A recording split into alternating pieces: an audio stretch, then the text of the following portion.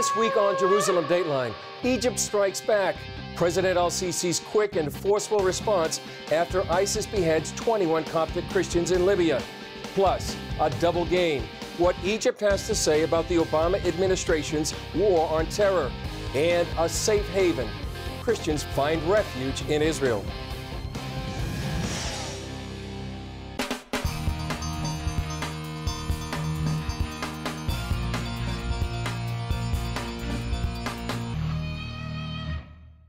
Hello and welcome to this edition of Jerusalem Dateline. I'm Chris Mitchell, coming to you from our U.S. studio in Virginia Beach.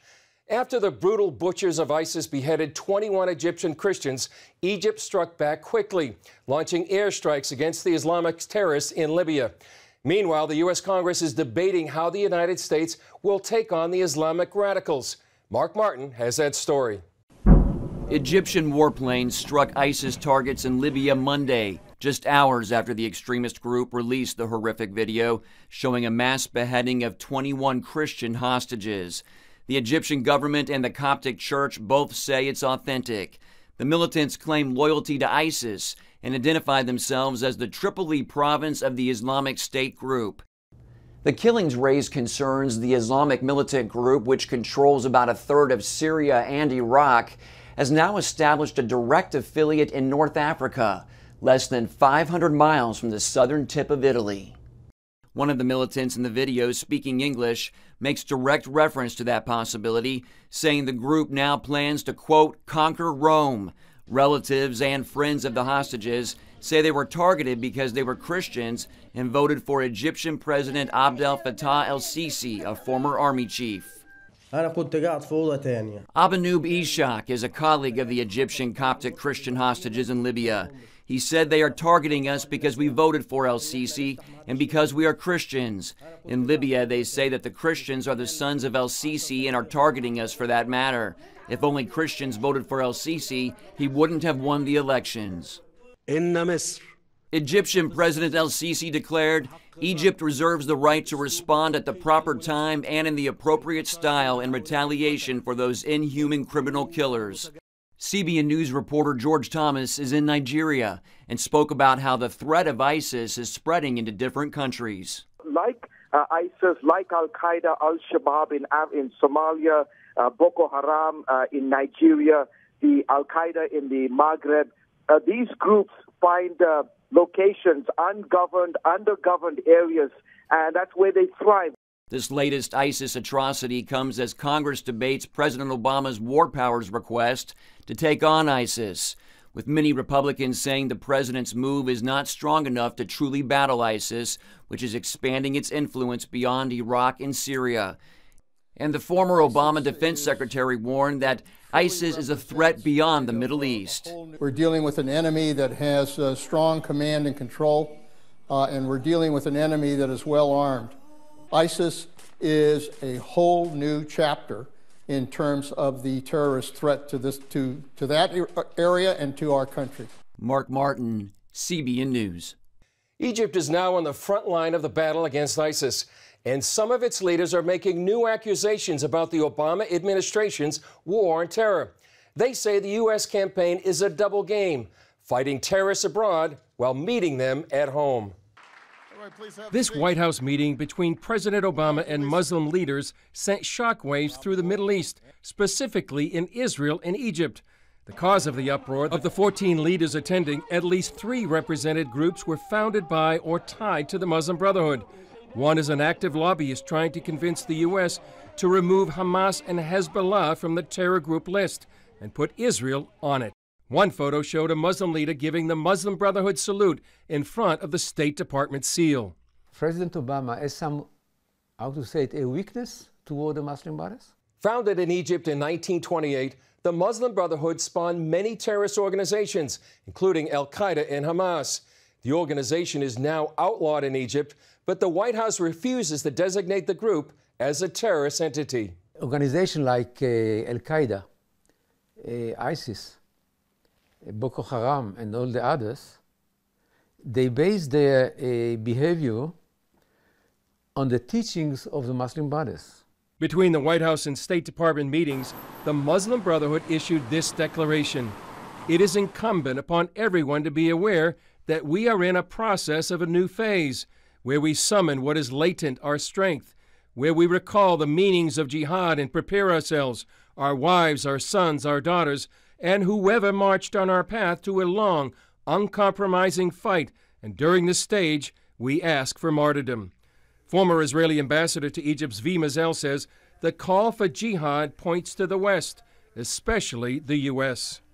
And the way it was said, they meant America, because America, for the Muslim Brothers, is the ultimate enemy.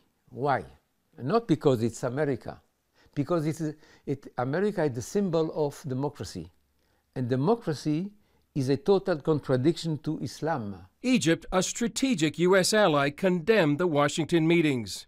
The Muslim Brothers are in a active hostility with Egypt and in all the other countries like Saudi Arabia. Egyptian commentators charged the U.S. with playing a double game and hindering its war against terror. The U.S. administration is continuing to jeopardize its relations with Egypt by appeasing the Muslim Brotherhood. The Muslim Brotherhood is seeking to return to the political arena through the American door and terrorist attacks. The U.S. policy appears to be devious and unreliable. The U.S. administration says it is combating these groups at home while it is supporting them abroad. This meeting has grave indications because it shows that Washington has not abandoned its policy of double standards toward Islamic terrorism. While that meeting may not have made headlines, its effect overseas made an important point. The Middle East gets the connection between terror and the Muslim Brotherhood, a revelation the Western leaders need to reach as well. Turning now to Europe, where France is tracking down hundreds of people believed to belong to terrorist sleeper cells. The country's top security official says 400 suspects have been identified. One of the main concerns for authorities is how to prevent disgruntled criminals or disaffected citizens from being radicalized. At least 2 of the men involved in the Charlie Hebdo terror attack are believed to have been radicalized in jail, as well as the man behind the Denmark shootings last weekend. In the aftermath of that deadly shooting, Prime Minister Benjamin Netanyahu is urging European Jews to immigrate to Israel. One of the victims of the Denmark shootings was a Jewish man working for security for a bat mitzvah. Hours later, hundreds of Jewish graves were found desecrated in eastern France. Up next, a growing trend in the Jewish state. More and more Christians enlisting in the Israeli Defense Force. Find out why when we come back.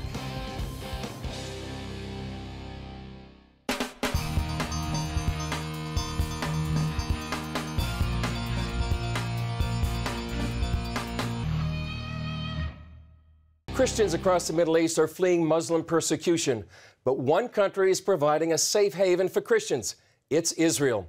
CBN's Scott Ross takes us to Nazareth, where Christians fight for the Jewish state and to reclaim a hidden heritage. Greek Orthodox priest Father Gabriel Nadav lives and ministers in the northern Israeli city of Nazareth. Although Jesus was born in Bethlehem, this is the city he was raised in, Nazareth. It's also today the largest Christian city in Israel. Most Christians in the Middle East come from Catholic or Orthodox traditions. Nadav, who founded the Christian Israeli Forum, is so controversial that the Greek Orthodox Church threatened to defrock him, and police must protect him with this alarm around the clock.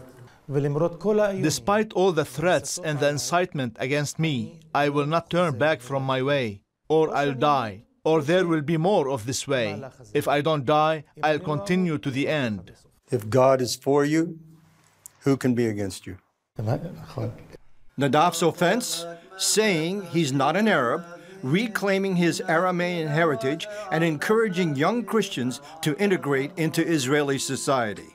You are encouraging young people to serve in the Israeli Defense Forces. Why are you doing that? Because we want to protect the state that's protecting us. Until recently, Israel and the rest of the world considered Nadav and most of the 160,000 Christians in Israel as Arab Israelis, lumping them together with the large Muslim minority. But Nadav and others like Shadi Halul say that's not true. I was raised as a Christian in a Christian family who believed in Christ, who went to church every Sunday. The opening of the Mass each Sunday is in Aramaic, so I was become very attached to it and to our Lord Jesus Christ language as well. Halul is chairman for the Aramaic Christian Society in Israel. Many believe Jesus spoke Aramaic when he was on the earth. The rest of the world would call you a Christian Arab, but you don't agree with that terminology. Christian Arab is a big, actually, fake terminology. It was created only 100 years ago by a pan-Arabist theology. We are Aramaic population who inhabited this area at the time of Muslim conquest in the 7th century. We preserved our national identity and religious identity for 1,400 years. And now today, because we are forced to speak Arabic, we became Arabs. I am not Arabs. Recently, Israel became the first Mideast country to recognize Aramean Christians as an official minority. And in October, Halul's 2-year-old son, Yaakov, became the first person in modern history to be registered as Aramean in Israel's population registry. Halul, an IDF reservist, was also ahead of the curve when it came to enlisting in the army. You joined the IDF. Why did you choose to do that? I believe that Israel is my country. I live here. This is the country that protects me as a Christian. I live here in freedom. If I compare myself to other Christians in the Middle East and the way they live, I have a freedom of speech, I have freedom of movement, I have freedom in anything. How did Israeli soldiers treat you? In the army, we all equal. There is no difference between Jewish or Aramaic, Christian as am I, or even Arab, which is Muslim. What about Arabs? How do they treat you? I faced a lot of Arab telling us, you are people that betrayed the Arabs and Palestinians, and they don't accept you as a national identity that can have a freedom of your choice and a dependence of which side to choose. They want you to be an Arab and they force you to be an Arab against your will. Halul says it's also important for young Christians to join because it helps them to be part of the country. If you join the service, 3 years, 3 years, right, you will eat with them, learn with them, talk with them. They will know about your side of identity, and you will have a better chance to integrate into the Israeli society. The trend is catching on. In 1 year, Christian enlistment increased significantly. But many Arabic-speaking Christians still resist when it comes to integrating into Israel. Nadav says since the founding of the State of Israel, no one told Christians of their connection to Judaism. They don't understand that Christianity really comes from Judaism, that the roots of Christianity are also from this land. And if the Jews will leave the land of Israel, there also won't be Christians here. There are millions of people throughout the world that will see this. Christians, how would you want these people that see this to pray for you? I want them to pray for us, for their brothers, the Christians here, for the success of the process of integration. Because if we reach this integration, there will be true love, and we will live in peace with our neighbors here in the state of Israel. Together with the Jews, we will protect the land of Israel. Scott Ross in Nazareth. We sit down with a potential U.S. presidential candidate to discuss the danger of Iran and other threats to the Jewish state and the world right after this.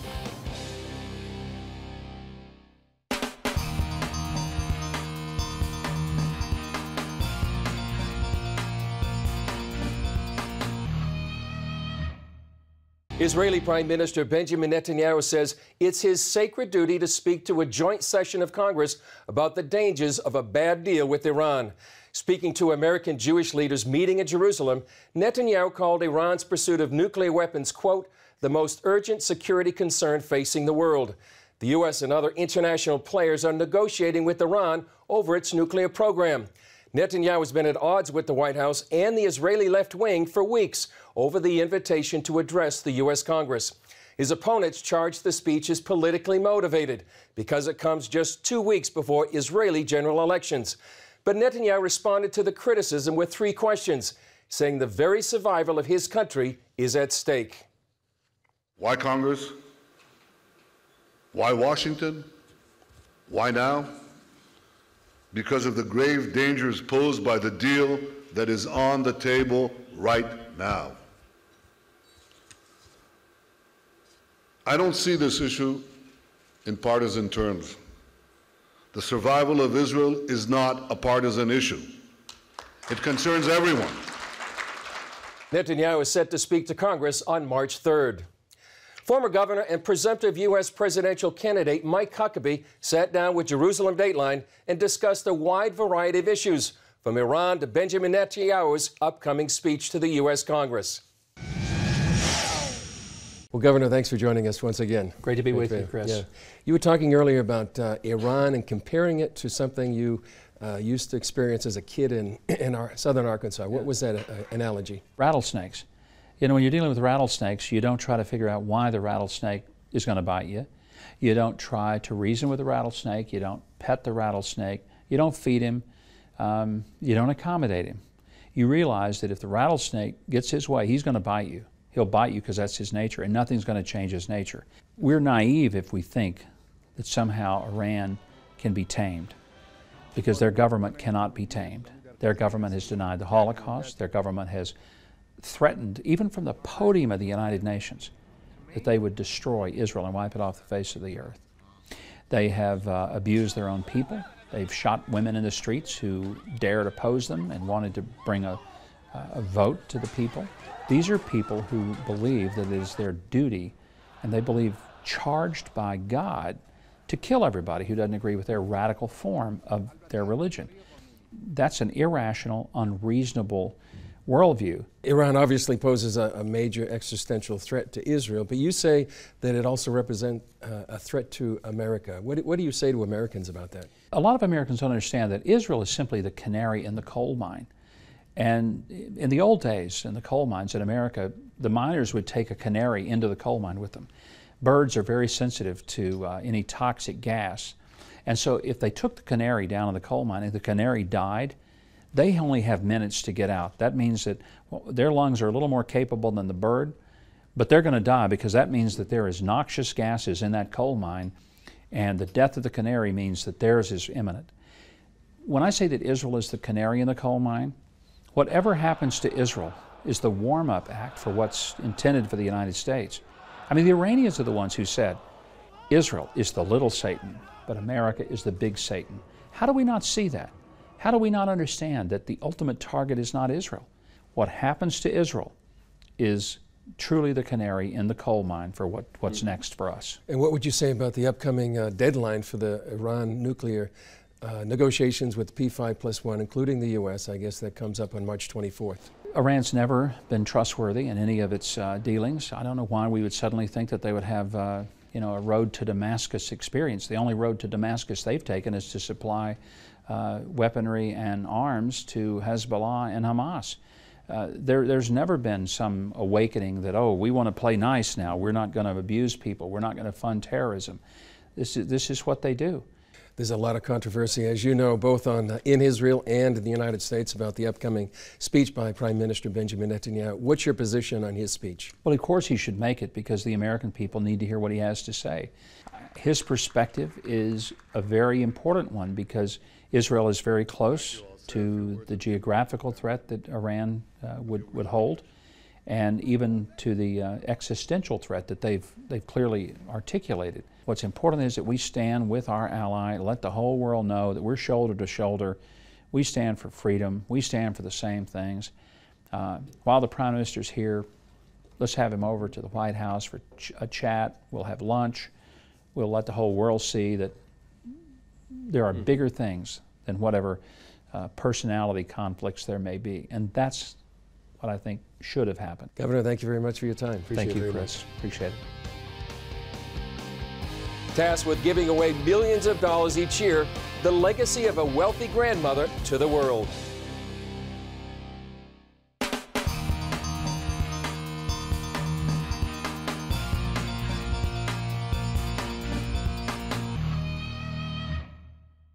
What would you do if you had to give away millions of dollars a year?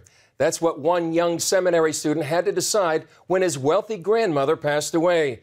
It's been an unusual journey that's taken him throughout the world and now to Israel. Walter Panzier never played wheelchair basketball until he visited this rehab center for wounded Israeli soldiers. Oh, that was incredibly difficult. They made it look so easy. Panzier and 3 other trustees oversee one of the largest foundations in the world, the Leona Helmsley Charitable Trust. They donate millions each year to worthy projects around the world, like the Israel Rehab Center. Helmsley built a hotel and real estate empire estimated at $6 billion. She owned the Empire State Building and gained a reputation, to put it mildly, as a difficult boss. When she named her grandson as a trustee, it was something he never expected. This is amazing. As a Christian, if you would have asked me 10 years ago, would I be standing here in Israel? I'd say absolutely not. As I went through my pastoral studies, if I was asked if I was going to be in Israel helping Israelis, helping the poor across Africa with our other projects, and helping people in the United States, I would never believe it in a million years. This is truly a blessing to be here. They support a number of projects in Israel, including one of the world's leading brain research centers. Fellow trustee Sandy Frankel feels it's always timely to bless Israel. Every time is an important time, and whenever now is the most important time. Tomorrow will be the most important time, even more important than today. When you think about Israel, a flower flourishing in a tsunami of war and hatred and upheaval in this part of the world, and still it manages to flourish, it's a miracle. Absolutely. Israel is the light to the nations, and the world, I feel, doesn't understand that. There's so much where they're caught up on the conflicts that's going on in Israel. And there's so much more to Israel than just the conflicts. There's wonderful scientific research being done here. There's wonderful humanitarian aid being done here. That's not getting reported by mainstream press. During their visit, a terror attack took place in Tel Aviv, while a border incident flared along the northern border with Lebanon. Yet life goes on. And we hear the same thing over and over again. How strong the Israeli will is here, how strong the people are, even at horrible times with rockets coming in and at a brink of war. People are at peace here. People go on with their daily lives. When you help Israel, you help the world. That's what people don't realize. Israelis aren't an inward people who are trying only to help themselves. What they do benefits the world. That's it for this edition. I'm Chris Mitchell. We'll see you next time on Jerusalem Dateline.